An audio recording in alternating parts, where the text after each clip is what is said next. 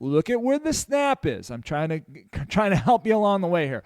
Look at where the snap is. Look at where all the players are. Because remember, high school rule, it's the free blocking zone. It's not the pocket, even though we use that a little bit for philosophy. It is the lateral limits of the free blocking zone. Okay, so get a picture of that. Get an idea. All right, now we're going to see where our quarterback is. We can see that the ball is thrown away. Other things that we have, did the ball get back to the line of scrimmage? Was there an eligible receiver in the area? Did contact cause the ball to change its trajectory? These are all things that we need to consider in regards to intentional grounding. Bill, what do you have on this? Would you, if you're the referee, do you have enough here that player got out of the confinements of the free blocking zone? Did the contact change the trajectory of the ball? What was your thought process? Well, the referee's got two things that can take this off of being a grounding. One, if you have the quarterback outside, then at his release point, then his throwaway is good because obviously it made it back to the line of scrimmage or beyond. The second thing would be is if that contact, in your opinion, had an impact on his release, like you said, it altered the throw, then he's going to get a little more benefit of the doubt for where that ball went. Robert, tell me what you have and maybe what some of the people are saying out there. Sure. High school quarterbacks and vicinity of receiver in the area, we have some more latitude in that regard. Is the skill set as strong as the collegiate level or the NFL level? They currently appears to be on an NFL stadium, but nonetheless, is there a receiver in the vicinity? And a wing could argue, yes, there is a receiver in the vicinity. Now, did that contact also alter the direction and trajectory of the ball? One could argue, yes. So by those two elements, am I, loving my flag for intentional grounding in high school? No, I'm not. I would want to make it be there. All right, Robert, I'm going to go back and ask you something. Here is the rule. Right out of the book, Article 2, go to D. It talks about this. A pass intentionally thrown into an area not occupied by an eligible offensive receiver or thrown incomplete to save loss of yardage or to conserve time. Now, the exceptions are down there as well. So that is the rule, okay? So that's the rule verbatim. So, Robert, we're going to go back to the play now, all right? And now I want you to tell me, we're going to look at the quarterback as he is getting rid of that ball to prevent himself from losing yardage. Would you agree with that? I would definitely agree with you in that concept. Okay. Correct. All right. Awesome. Now looking at the play, what do you call this? With this quarterback right now, what is that? What is that quarterback? What's happening to that quarterback? How would you describe it? The quarterback is under duress. Is how under duress. Okay, yes. The quarterback is under duress. Now, let me ask you this. Why did you say the quarterback was under duress? Why are you wording it that way? Potential sack, imminent sack, which would result in loss of yardage. But Robert. Yeah. No, and actually, you know what? Let me bring Bill on this one because Bill knows a little bit. Bill, the rule doesn't say duress though. It does not say duress. So why would Robert want to use the word duress?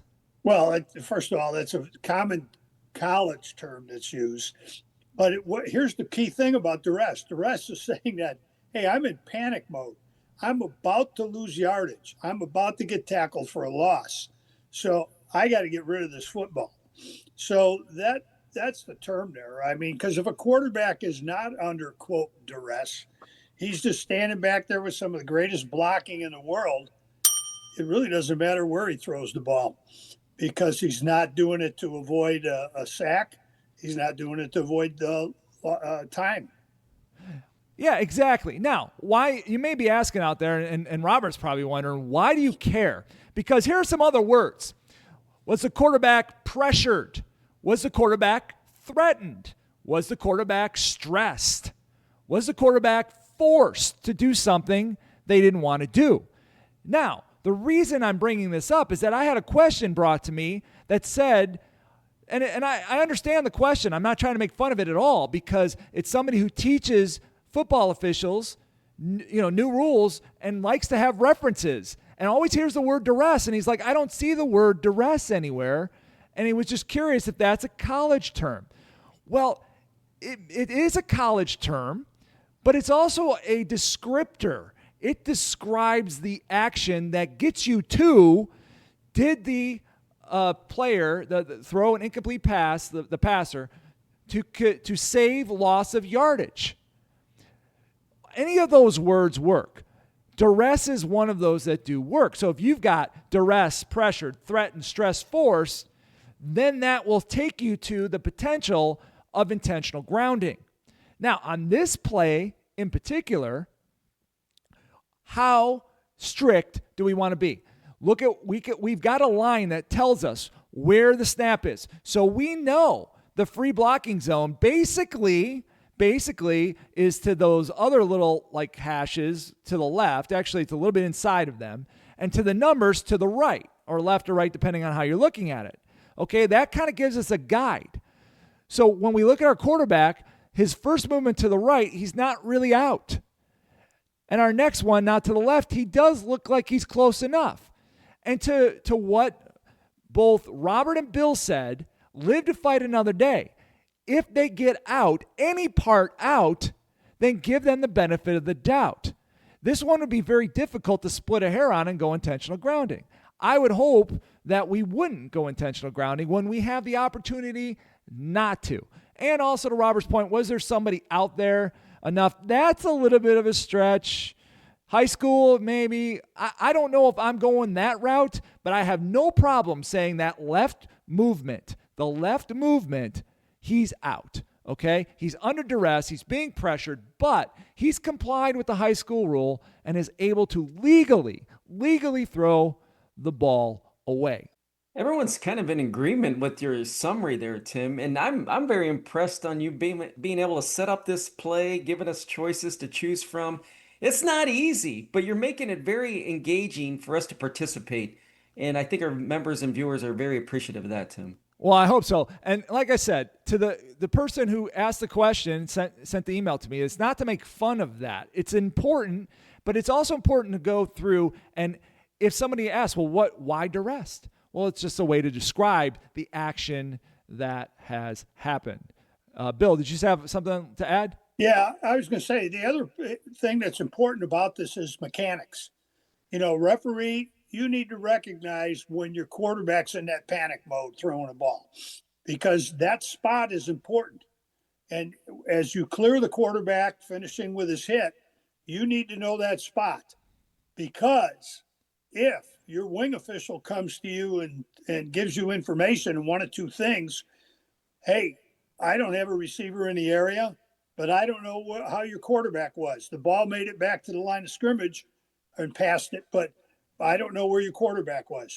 So it's important that you get that information and that referee has that spot, because it's the referee's final decision to say flag or no flag. Well, and right. That's where you put it.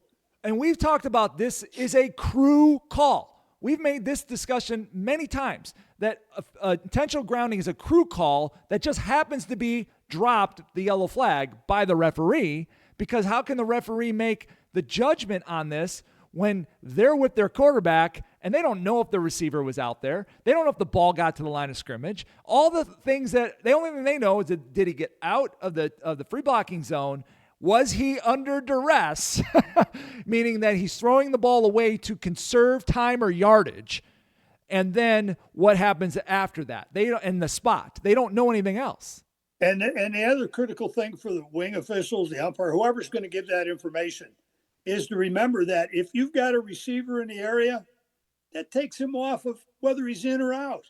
Right. So that's the most important thing. If I've got a receiver, give that information first.